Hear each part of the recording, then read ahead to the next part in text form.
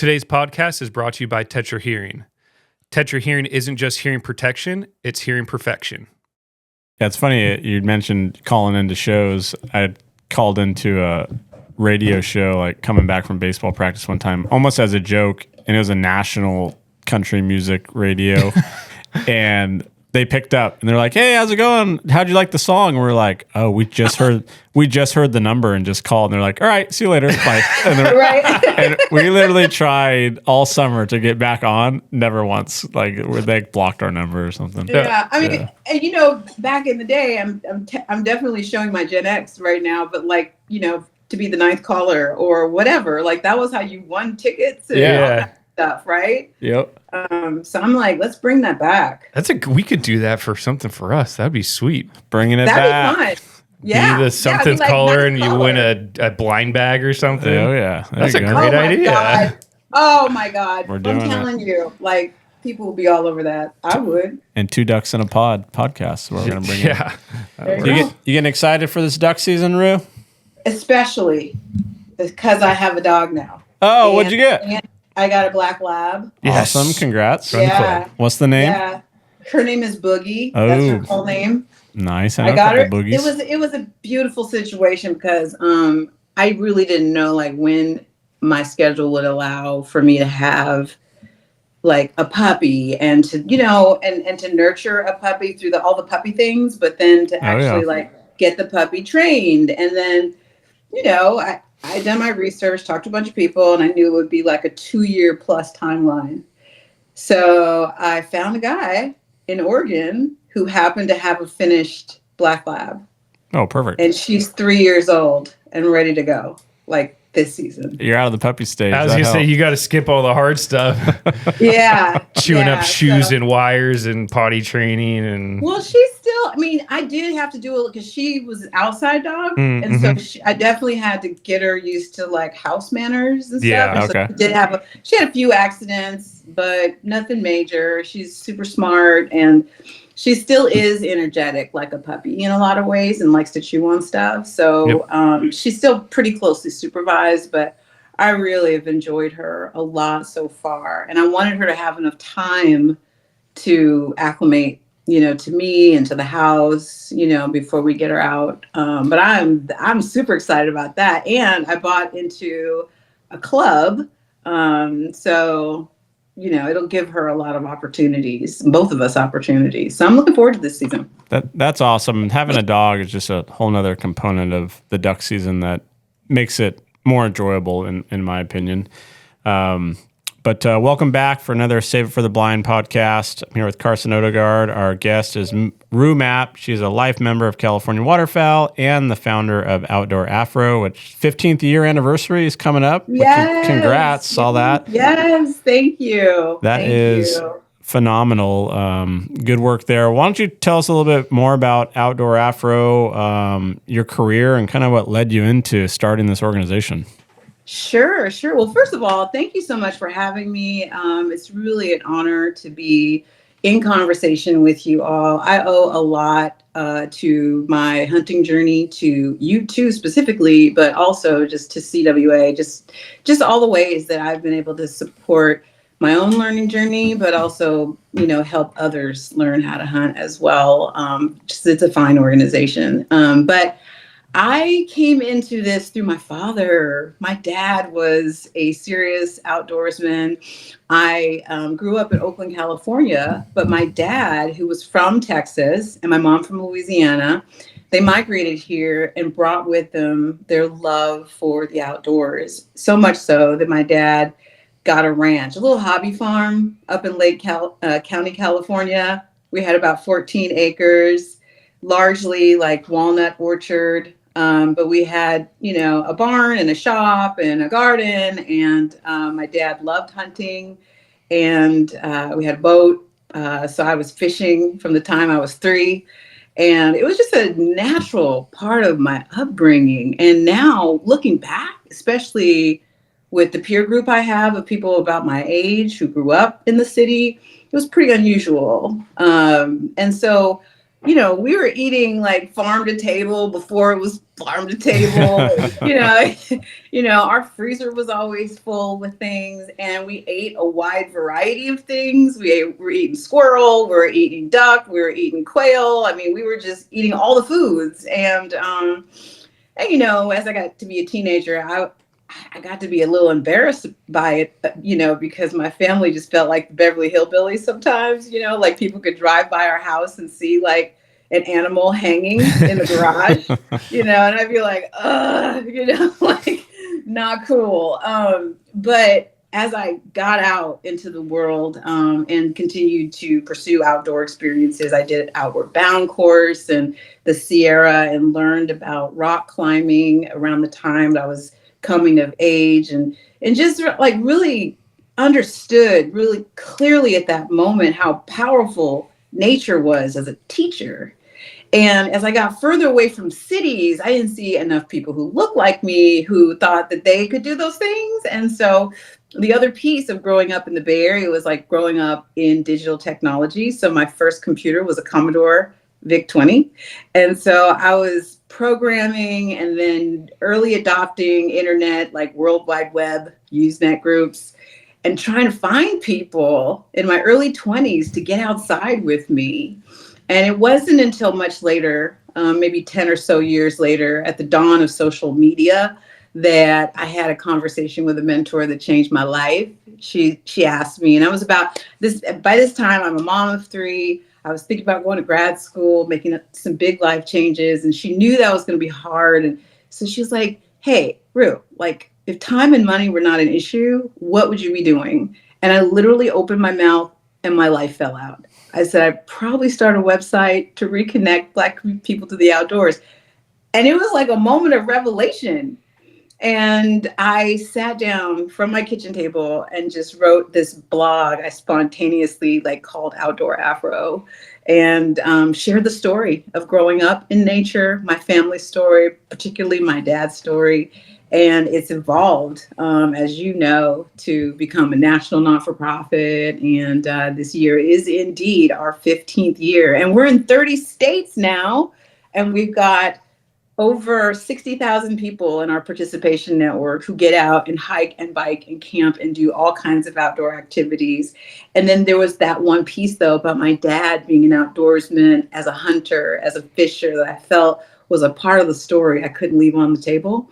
And so about 4 years ago, I connected with Holly Heiser, who used to work with y'all. Yep. And we co-produced the Black Heritage Hunt, which was about bringing all those things we learned together about, connecting with people, connecting with resources, and curating activities for folks to learn. And that's been just such a joyous experience. No, that's phenomenal. Just from starting off at a blog and to have the reach that you've had, and so celebrating 15 years and now your own, hunter journey personally is something to be extremely proud of. So congratulations on that. Thank you. That's a ton of work to do. Yeah. Thank you. Thank you.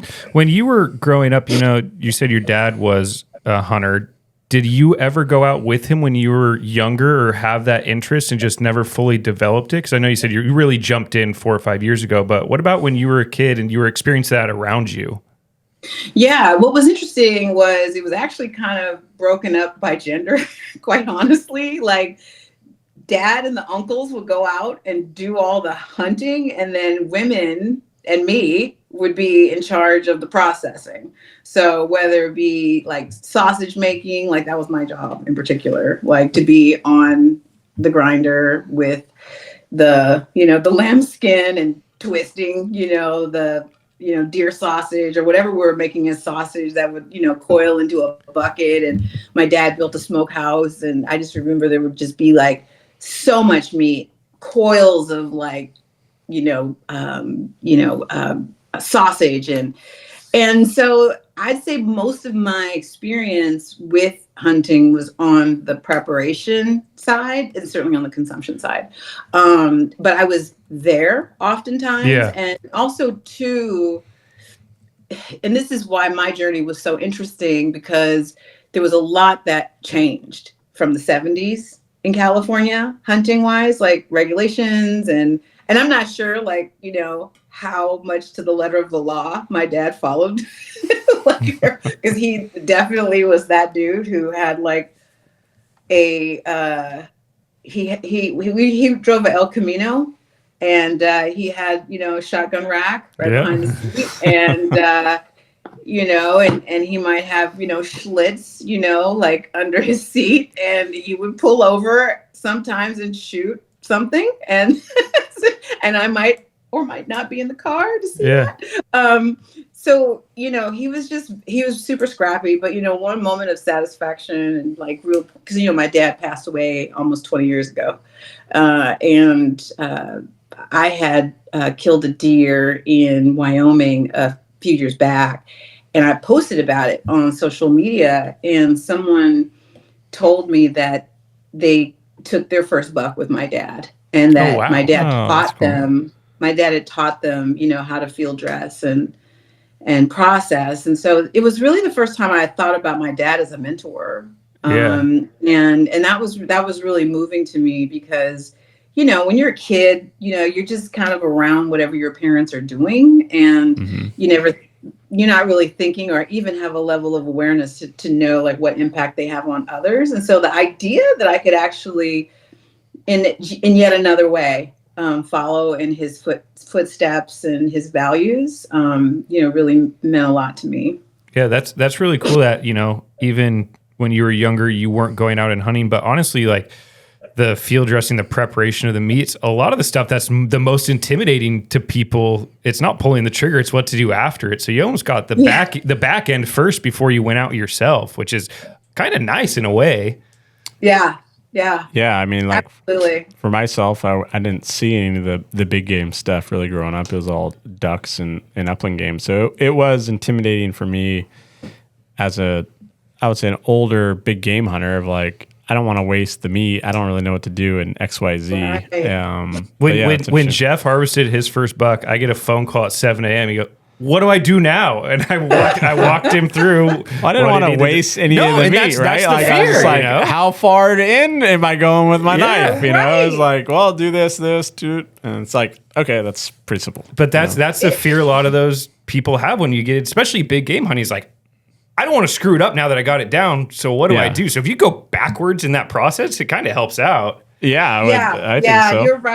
You're right. Although I had to get honest with myself, like, I don't mind breaking down ducks. Like, I can break down a bunch of ducks in an evening, right? Especially if I'm feeling really energetic, if I can do it in the same day, great, But like when I'd say the last time I tried to do like butchering at home, I was just like, oh my God, I just felt like my whole kitchen was monopolized, right, by this animal. There was just like everything everywhere. And I was just like, yeah, I think I'm good with that. The only thing that I'm pretty, adamant about is making my own sausage, because I just want to make sure like all my meat is in that sausage and not, when I got the buck, especially because I was out of state when, I did it, I shipped it to the butcher and, gave them some, guidelines of what I wanted to deal with at home.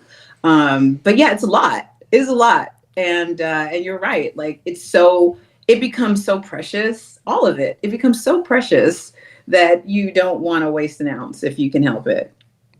Yeah, no, for sure. I need to get into the sausage making.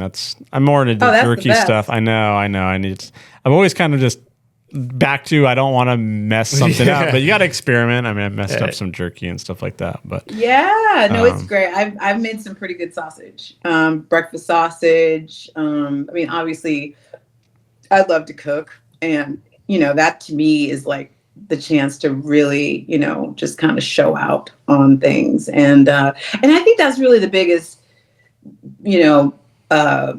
thing about hunting. It really kind of forces you in some ways to like be more, in my mind, more contemplative about like how you're going to use it. And, I just try and, pull out all the stops, I'm going to, pull out maybe some harvested morels that somebody gave me and use them, for some wild game, so I just really enjoy the preparation almost as much as the hunt itself. Yeah, for sure. And Rue, in terms of if people want to find your organization and go out to an event, can you explain of like how people will find that and what kind of your events entail? I know you had did the one hunt at Grizzly Ranch, but you guys aren't necessarily a hunting organization. It's its own separate thing, just getting people out in the outdoors. What do those events look like? Yeah, so I consider like the Black Heritage Hunt almost like a pop-up for Outdoor Afro. And one of the reasons why, not only because of the motivation I had to tell more about my family story and just live into it more fully, but there were more people wanting to learn how.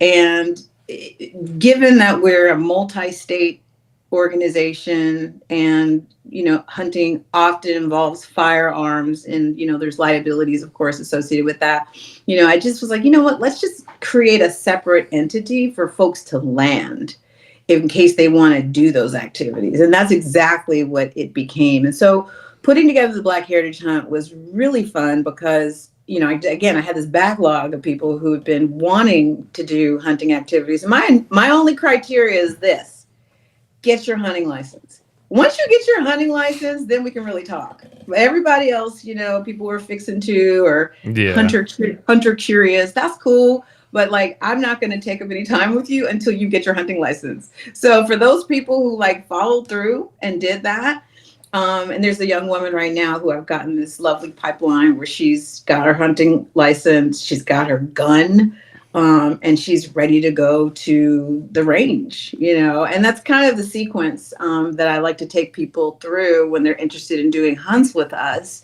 And then the events themselves, considering that kind of preparation, have a 6 or more month lead time to give people time to get it together. So they're not the kind of events like Outdoor Afro events where if you see like, oh, they're going to go crabbing this weekend or they're going to go on this hike, I can just pop into it. Necessarily the Black Heritage Hunt events take a lot more time, for everybody to get comfortable because obviously at the center of it all is safety. We want people to be safe operators out there with firearms. And I always tell people that, the time to practice is not on a beating heart. So get your gun and get comfortable. And I had to learn myself. I have I can tell you a story about my own kind of learning curve the second time around and all the things I had to do and my ignorance coming into it that quite frankly helped me to prepare people more effectively for these experiences. And then the Black Heritage Hunt itself, is just this, it feels like Outdoor Afro, bringing people together, bringing our partners together, partners meeting people who provide the infrastructure, the equipment, the technical expertise, the mentorship, providing one-to-one mentorship wherever possible with hunters so that folks are not in a blind by themselves and they get some assistance with, ID. And then moving people from the actual hunt to how to break a duck down and then having like really good food. Right. Yeah. So just taking people through the whole experience, because, we are also having to deal with stereotypes where people, I'm sure you've heard this, like you mentioned hunting and the first thing out of people's mouths are, well, those trophy hunters in Africa. And I'm like, stop, stop.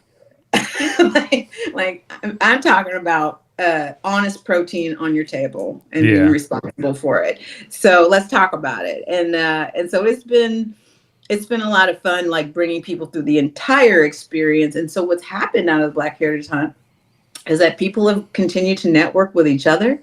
And they, in some cases, have joined CWA, or they've continued on hunting, with each other and for other types of hunting, like pheasant hunting or boar hunting. My nephew has been a huge adopter and he's out. He even got his dad and his mom to get their hunting licenses. And so for me, it really holds kind of one of the key ethos of Outdoor Afro, where it's not about like just being the one-time program, but about like, how do you learn so that you can continue to do it on your own? And this is one of the reasons why for everything we do related to hunting, we focus on the adults, because the adults, have a sphere of influence and they have the ability to create opportunities again and again in a different way than kids can do on their own. So so it's been really rewarding. And I thank CWA for providing Grizzly for us to do our inaugural one, and for y'all coming out and helping us with, hunter safety information and more. Because that's really has been the secret sauce of Outdoor Afro from the very beginning, are our partnerships. And I believe strongly in partnering for the right capacity to give high quality experiences to people in nature. Yeah, well, it was a great event. The food was phenomenal. I do remember that. Yeah.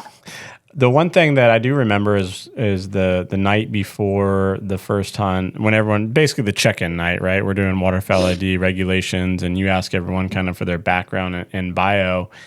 And, if people were nervous or, excited, all the feelings. But kind of a topic that came up with multiple participants that one event was, their background with the firearm growing up in an urban area was mostly negative, with crime. Where I grew up, I mean, I didn't really even have neighbors. We were very rural, so everyone kind of just had a firearm to go recreate and shoot, and it wasn't a big deal. But most of the participants, they'd a lot of the times associated with firearm with, let's say gang violence, and kind of getting over that where you're using a firearm to go out and recreate and go out and shoot and hunt for your food, just kind of getting over that hurdle. I thought that was really interesting. Just a different perspective, right? That's not a perspective that I grew up with, being a rural country person, right? Mm-hmm. You are so right about that. And, I didn't escape that perception either, because even though I grew up with a dad and mom who had firearms all over the house, in every drawer, under seats of things, I witnessed a gang shooting right outside of my job at an ice cream store in East Oakland in the 80s. And in the 80s, Oakland was really hot with the crack cocaine epidemic. There was tons of violence. The murder rate those years were easily over 200 a year. And so gun violence was a huge part of a lot of people's upbringing and touched a lot of people's lives directly or, indirectly. And I was a good girl, I'm scooping ice cream. I wasn't a party to any of that. But next thing I know, outside of the shot, I see someone get shot, and then the manager literally drags the body inside of the shop. Oh, geez. And that was an incredibly traumatic experience for me. And to see, the impact, the guy lived, but it left a huge impression on me. And then, years later, when I got back into hunting, I literally had to suppress the impulse to fall to the ground at the sound of gunshots. And I know that for a lot of people, that is a persistent reality of what that sound means. And now it's so interesting. Now when I hear gunshots, I get excited. Yeah. I'm like, ooh, there's some action out there. Somebody's shooting something, but at the time, man, especially when I was out of the refuge in Los Banos for the very first time to go on a dove hunt, I was flinching like crazy, so I really had to kind of rewire my kind of consciousness at the same time, getting the experience myself of a different meaning of it is what changed it. But I know, for a lot of our participants, that is something to overcome. Yeah. What do you see as additional efforts that can be made to attract more female and minorities to the hunting community? Well, that's what we're trying to do with Black Heritage Hunt, and really throughout everything that I do. Anytime I have a platform to talk, I don't care if I'm talking to non-hunters. I don't care. I always include the hunting narrative. And now, that we have these stories and experiences that we've, that have come from the Black Heritage Hunt, I just feel like it is important to keep telling the story and normalizing it. And people to see someone like me, who wears earrings and lipstick, yeah, I'm that person too. And I did, I did a hunt with Giannis Vitalis out of the Meat Eater crew. We had him in Sonoma doing this turkey hunt, and he and I talked about the very thing. And I think one of the things that people feel like, if you're a hunter, you have to be of a certain type. You have to look a certain way. You have to be from a certain area. And so I feel like the more opportunities we have to have more people doing it, and the people who doing it telling their story and sharing it as less exceptional, but more of as if, I think, it's going to attract more people. And that's really kind of what my work theme has been so much about. It has been moving this concept of Black people in the outdoors from exceptional to more like as if. Normalized. And that's why, right. And that's why I talk about my dad as much as I do. And I talk about other relatives. And even in those conversations, people start remembering, oh, wow, I've got this history in my family too. So, because I tell people all the time, I was like, we didn't invent Black people in the outdoors. Like, it's been a thing for a long time. Okay. So, but there's stories, right, that have just kind of died on the vine when people have become more urbanized, or maybe even have an association that, rural life or hunting, is not progressive, it's not progress, we like, but I tell people all the time, I was just literally at a function with some family, and I was like, I don't know what y'all gonna do if Walmart shuts down. Like, what are you gonna do? like you like, now I'm talking about it in terms of like, you need to get some skills, because it used to be that every other home in a community, Black community, white community, didn't matter, had a garden. And people just had the know-how to go and make things happen for the kitchen table, for the dining room table. And so we've lost track of that, and it worries me. And so I feel a bit of this urgency to help people understand how important it is to have that skill, but also helping people understand the conservation ethic that complements those skills. And I think that's the piece that a lot of people don't know. Like, if I want to go on a hike, I don't have to pay anything. I just can get out there and just go walk on a trail. But hunters pay and subsidize the opportunity for that hiker to be out there often.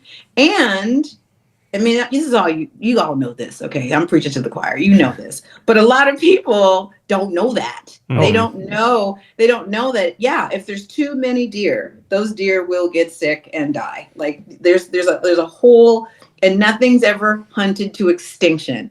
These are things that you probably take for granted that but the average person doesn't know that.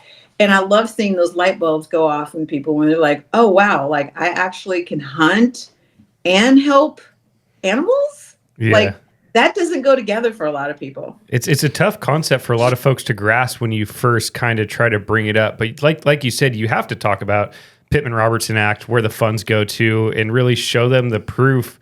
There's some people that'll be in denial till the end, but the facts are out there. Hunters help the environment. We don't hurt it. Yeah, and we see that as hunter ed instructors, where there might be a parent that came with their child and they're a non-hunter. Mm-hmm.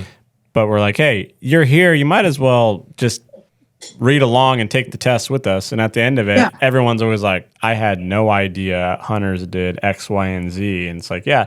And that's probably on hunters. We're just not telling the story good enough to tell everyone. But yeah, hunters do a ton of stuff. And you kind of alluded to it, like in 2020 during COVID, we saw a huge intick in numbers because people were back on the landscape, hunting for their food, et cetera. Unfortunately, that bump has went back down to our levels. But I would have hoped that more people going back out into the fields during COVID, we would have continued to keep those and retain those hunters. Mm-hmm. But statistically, it doesn't look like that has happened now in 2024. Oh, that's a bummer. Yeah. That's a bummer. But I think obviously it's a time issue too. 100%. Like one of the things that I recognized right away, I'm like, I was really clear about once my dad got up in age and his health, wasn't so great. why he didn't hunt so much anymore, because it's a lot of freaking work. Yes, it is. It's time consuming, and it's often done, with multiple people. And so, yeah, it made sense to me, like, oh yeah, that's why my dad and the uncles would, all go out together, because it was a significant job. And I think, during the pandemic, we had a lot more time. And so now we're back. Like, I've been in the airports recently, and it's just like back. And I've decided, even for myself, because last year, and I missed it because I've had some, work things come up where I wasn't able to, really hunt as much as I did during, that same time period. And so this year I was like, look, I have to just protect the time. So every Friday is a hunt or fish day. There you go. Yeah, like don't schedule nothing. And so I feel like you have to make it a priority, because the time is just not going to present itself easily, because it takes time. Yeah, no, you're right. That's life, right? We were talking about dog training earlier today. It's taking time to train your dog, and then if you have a family and you got baseball and soccer and basketball practice, people's time gets away, and then they're like, oh wow, I haven't hunted in 4 years. I used to, and now I have kids or whatever. But it's like, yeah, you're right. You got to find the time. You got to go out and go hunting, in my opinion. Yeah.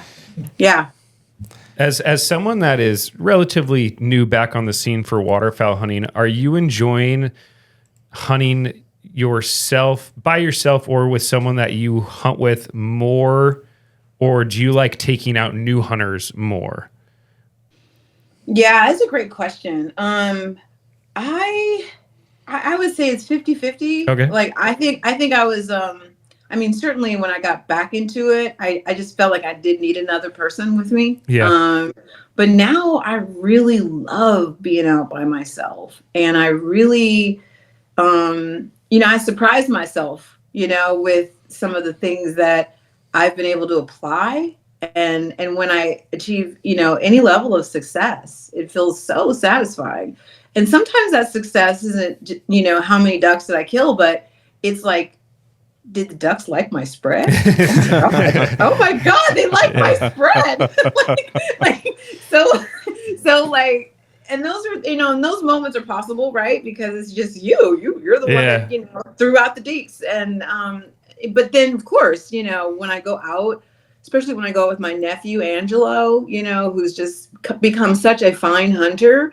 It's fantastic. I mean, and I have to admit, outside of Black Heritage Hunt, I do want to hunt with people who are serious hunters for the most part. Yeah. Just because, I want to make the best use of the time. I'm also very safety conscious, and I just, there can be no oops, So I've had an accidental discharge before, and it still bothers me, and it keeps me on high alert around the importance of, muzzle direction, and, just making sure that, everybody is safe. And so I love hunting, but only with, the right people in my personal time. And then when it's a learning experience, and we've got, the guides and all the structure and all the things we prepared people for, that has its place and is super enjoyable as well. Definitely. One of the things that I've known about you, and I've talked to you about it, and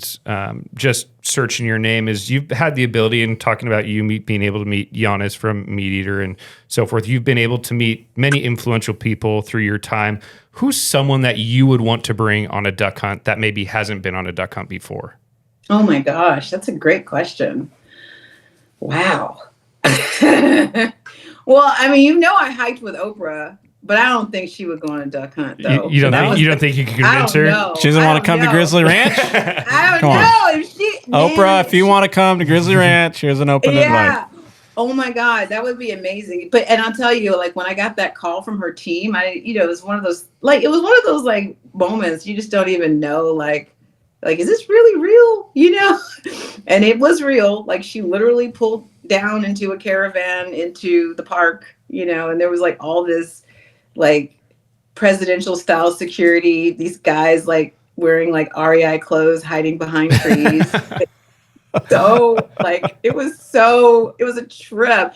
And you know what? She was exactly who you think she is. She was like super warm and like went around and hugged everybody, and nobody knew. Like her team like swore me to secrecy. And so when I had guests show up, they didn't know Oh, wow. what was going to happen. They just thought I was, just inviting them on a special hike. They didn't know. And so it was really fun to like be a part of everybody's surprise. I couldn't imagine that surprise. I'm here for the hike. Where are all these cameras doing around here? Yeah. The team threatened me. They were like, if you tell anybody, we're going to cancel it. I was like, but yeah, I mean, actually, I do have some plans in the work to do exactly what you're talking about. I'm actually going to be shooting a sizzle reel for a show that is called the same title as my book, called Nature Swagger. And we're going to be doing a variety of outdoor activities with celebrities. And one of them is duck hunting. Oh, very cool. And I'm hopeful for that particular episode that we could get somebody like from the NFL, like somebody who's like, a football player, or, someone who, comes from the sports world. So there's some rungs to climb. Okay. We're going to shoot the sizzle, which is not going to be the hunting sizzle, fairly soon. But if like the concept gets picked up and it gets green lighted, then we're on, and we will find our person to take hunting. That's awesome. Love that. Tell us about your book, Nature Swagger. What's that all about? Yeah. So I as if I didn't have enough to do. Just add a book on top of your schedule. Yeah, but I had this feeling of a book that needed to be born to kind of walk people through the story of not only my life, but the life of so many people that I had come in contact with. And so I brought together in this book the voices of about 30 people who I knew personally, from different aspects of my life, from professional to, growing up, and created chapters that were thematic around different types of outdoor engagement. And really, and it's a book published by Chronicle, and what their specialty is are picture books that are beautiful. And I really felt strongly about having a book that didn't just tell, but also showed. And it was also important to me to include hunting in that book as well. So we've got surfers, horseback riders, hunters, climbers of Tanzania's Mount Kilimanjaro, and backyard gardeners, all in the same book. And it's really about what we've been talking about, like moving this conversation about Black people who get into nature from exceptional to ordinary. And it was really fun to bring all those voices together. Not everybody's the same, people come from different regions, they have different points of view. And I basically created my own writing I was responsible for probably about 12,000 words. And so before every section is a section that kind of introduces what's coming, but also gives people a slice of my own life and how the story of Outdoor Afro evolved inside of Nature Swagger. But yeah, Nature Swagger is my book, and where can people find it? Anywhere books are sold. So yeah, you could get it. You can get it on Amazon, and people are particular about doing that, and they can go to bookshop, or you can go to a lot of the local bookstores. I've been very pleased because I'm local to the Bay Area. Have been keeping it regularly as well. So support your local independent bookstores when you can. Definitely. Well, that's awesome. Good to know that. Tell us about the Wilderness Society, California State Parks, the Theodore Roosevelt Conservation Group. I mean, you've got a lot of stuff going on. You've sat on some of these boards and commissions, some of them appointed. What's your goal there, and what do you bring into these groups that they might have been missing for in the past?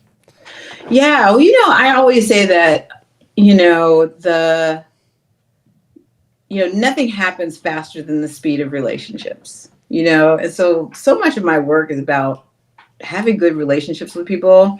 And I kind of am turned off of anyone who wants me to be in any kind of like performative or tokenized role, and so I'm so thankful that like my entry point into each of those opportunities, were really organic, and really were a natural outcome of what I've been up to, and even up to with some of those organizations. And in the case of the Wilderness Society, I'd been connected with them, and they've been supporters of Outdoor Afro since 2012.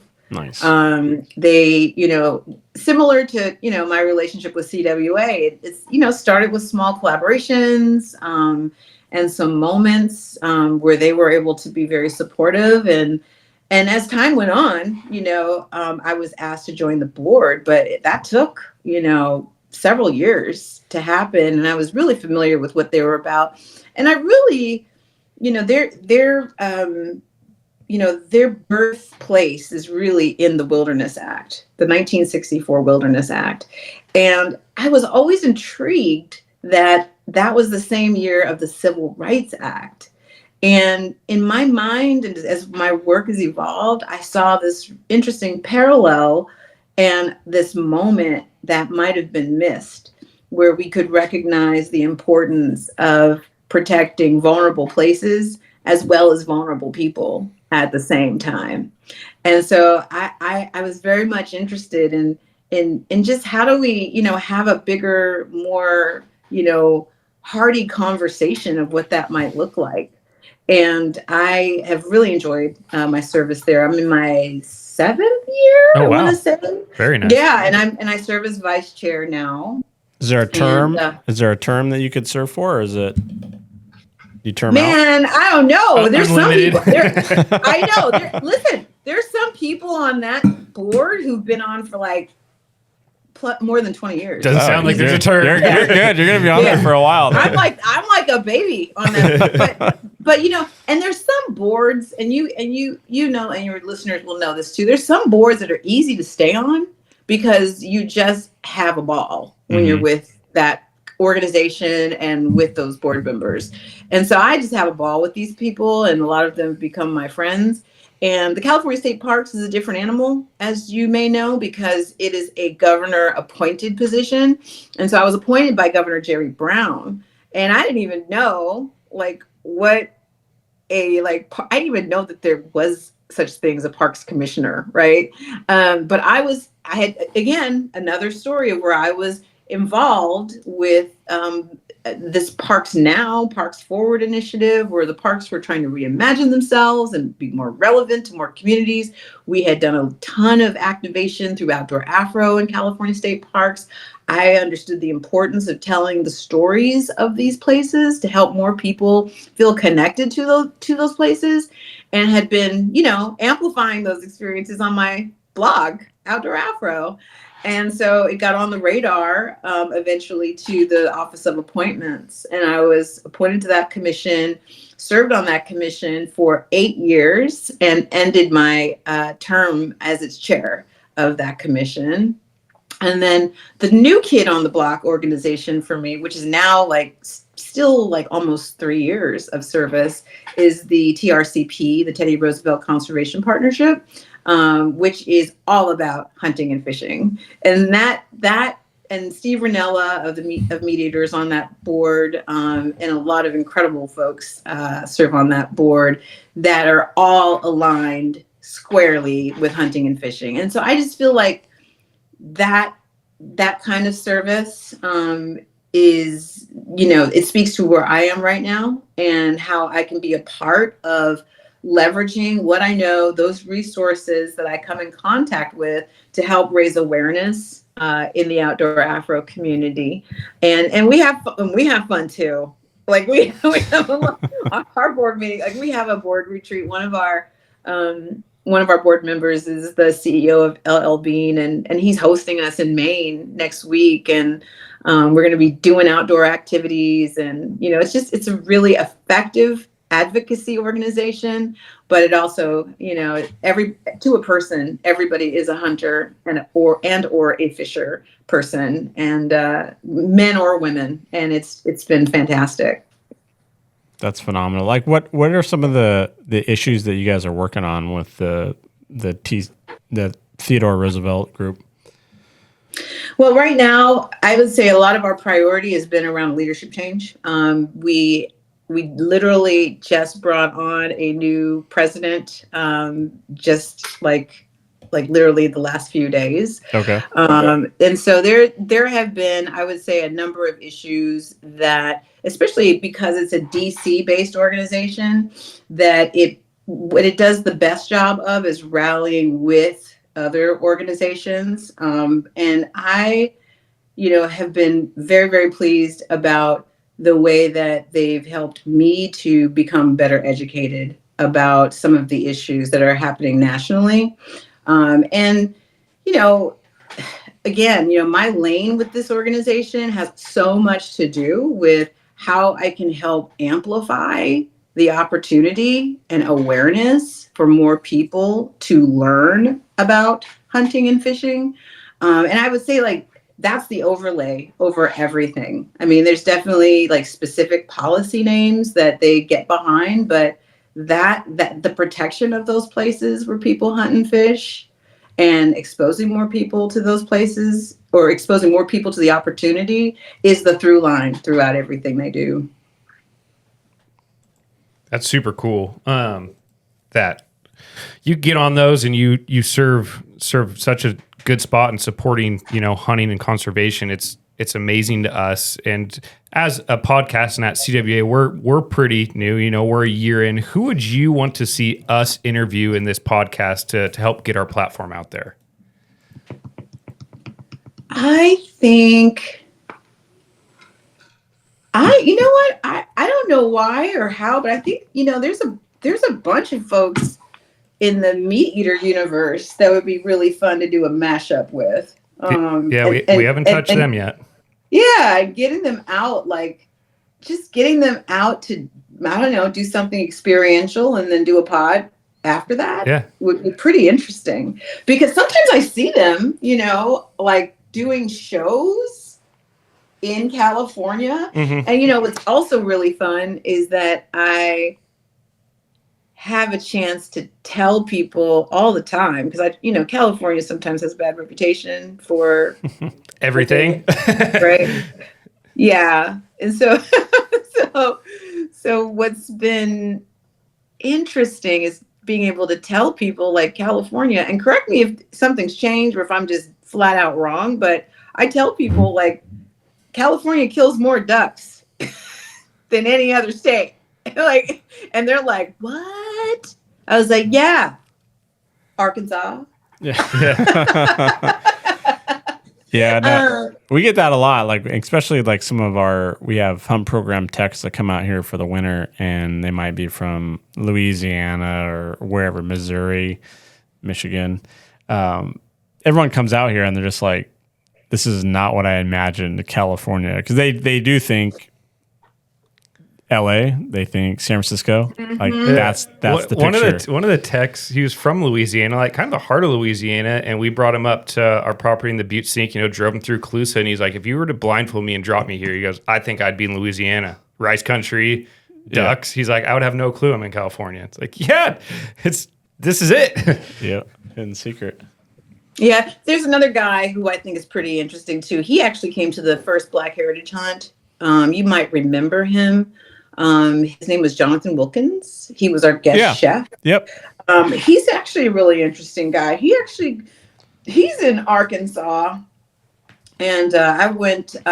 He organized a conservation hunt for snows, and we had a ball because he did something pretty unique. He took an old black church and converted it into a duck club. Oh, that's sweet.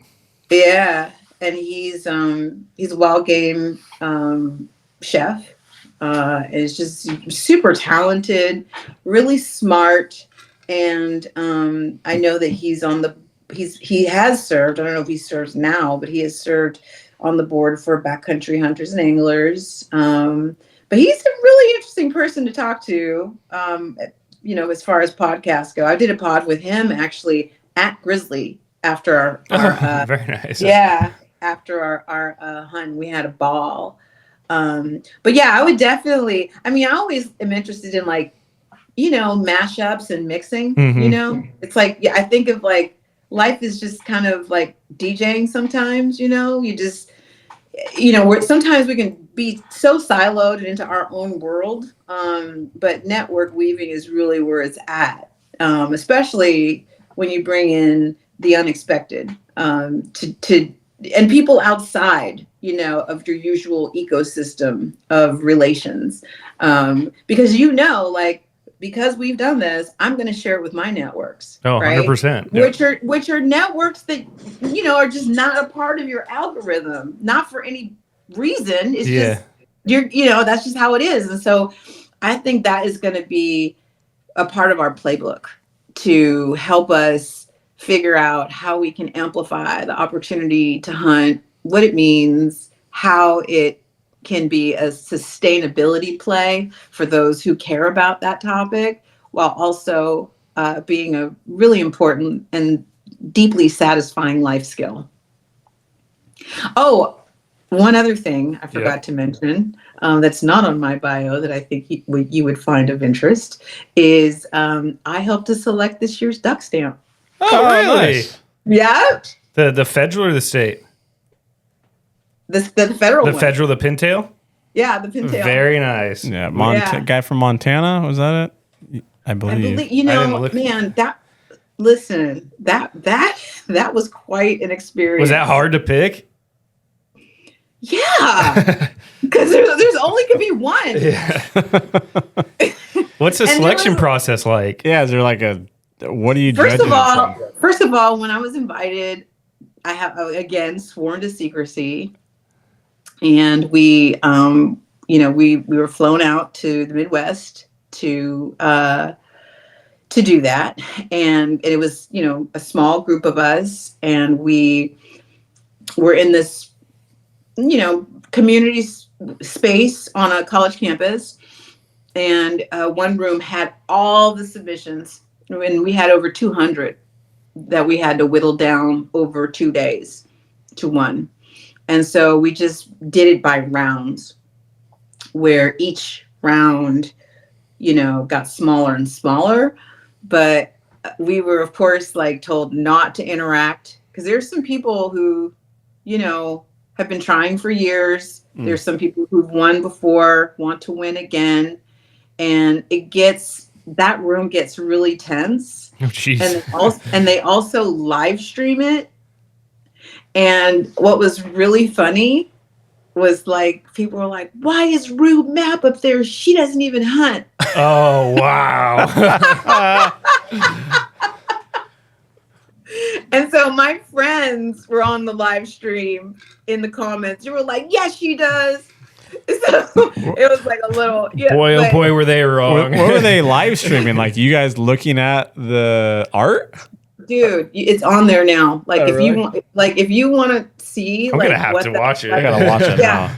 Yeah, and okay, and so basically, we go and we look at everything, but once the submissions are ready for our scoring, the original piece is brought out in front of us, right? And then we also have a screen in front of us where we can look really close at the detail.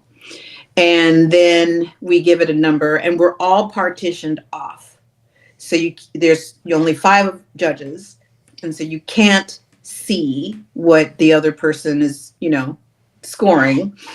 And then it gets kind of dicey toward the end, where we had our wildlife biologist advisor on hand, because we want to make sure that the migratory bird is doing what it's supposed to be doing, that it's in the environment it's supposed to be in, it's got the plumage it's supposed to have, the right color plumage, etc. And so by the time we got to the smaller set of submissions, that's when we really leaned on the technical expertise just to make sure that it was, looking the way it was supposed to look. Was there any one that like you really remember that didn't win that you really liked? Like, was there a particular painting that you loved that didn't make it? Yeah. Yeah. I can admit to you this. The one that got picked was not my favorite. That's all I'm going to say. Okay. Yeah, it was not my favorite. I was surprised. But it was all very secretive, so I had no idea. So like when I saw the winner, I was like, that wasn't the one. Are you going to get to go back next year, or is it like a 1-year thing? It's one and done. Oh, yeah. Bummer. Yeah, it's they have a new panel every year, and the people for next year are probably already notified. Oh wow, that's crazy. Yeah. And that's all coming out of, U.S. Fish and Wildlife, and the Department of Interior. And we've built a lot of really great relationships with them over many, many years, starting in like the Obama administration. So it was a huge honor. I mean, aside from all the drama I'm reporting out, it was such a huge honor having purchased the duck stamp, knowing how much money gets raised for conservation, being able to tell people that story, and then being able to continue to tell that story every time I see that stamp in a new way, was a huge honor. Yeah, that's going to be awesome for time to tell, because I would say 99.9% of duck hunters, they order their stamp, they're like, oh, cool, it's a pintail, and they slap it on a license and never think twice about it. They have no clue what goes into it. Yeah. Yeah. Oh, it's a lot. It's a very, very, very competitive process. And someone actually made a whole movie about it. I think it's out there. Yeah. Jeez. I mean, where people work so hard to get that recognition, because apparently, if you win, you can get licensing deals and all kinds of, so it's very lucrative, to be a winner. So it's not for nothing for the artist to get that kind of recognition. Yeah, that's pretty cool. Didn't know that about you. I'm gonna have to go watch that live feed now. Yeah, if I can find the link, I'll send it to you. Yeah, so that's funny. Well, Rue, do you have anything to leave us with? I just want us to say, you're doing phenomenal work out there. You're an awesome human being. Every time I've hung out with you, it's been a lot of fun. I just want to say thank you for coming out today and spending a little time with us. So. Yeah, we really appreciate it. Thank you. I really appreciate y'all. And if people want to stay in touch with me, you can find me personally on Instagram, Rue Mapp with 2 P's. But I've got Outdoor Afro. We have the Black Heritage Hunt, each with their own websites and social media. And this is, as you mentioned, and thank you for doing so, the 15th year of Outdoor Afro. And anyone is welcome to participate in the celebration. And I always tell people, you don't have to have an afro. I don't have any hair, so I know. My husband doesn't either. So there's that. So, I just love the way that, nature and hunting activities just have a way of bringing people together, and especially bringing people together over a great meal. So thank you for giving me the opportunity to have this conversation with y'all. And I hope to see y'all out there in the blind. Yeah, well, can't wait for that. And just want to say thanks again, and good luck this season with your dog. That's exciting stuff. I'll definitely report back. All right, sounds awesome. good. Thanks, Rue. All right, thank you. Thank you for tuning in to this episode of Save It for the Blind podcast. You can find our podcast on Apple, Spotify, or wherever you listen to your podcasts.